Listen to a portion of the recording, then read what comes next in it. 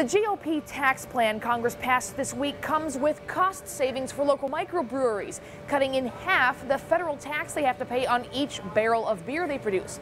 I'm Becca Habiger, and I spoke with two Sacramento breweries about what that means for them. I think it's going to help the whole industry. Obviously, the bigger breweries are experiencing some of the most significant rise in costs along the way, both in terms of labor and raw goods costs. So anything at that level will help them stay and remain competitive. Ryan Graham is co-owner and brewmaster at Track 7, one of Sacramento's largest microbreweries, founded 6 years ago. So our first year of business, we did 350 barrels of beer. This current year, we're projecting to do 18,000 barrels of brewed beer, 16,000 barrels of packaged beer. He says the tax cut will save them a projected $40,000 next year. Have some rising healthcare premiums this year. We're one of the fortunate people that are able to provide healthcare for our employees, and so we'll have to offset with some of that. We'll probably use some of that as well in additional capacity and capital expansion.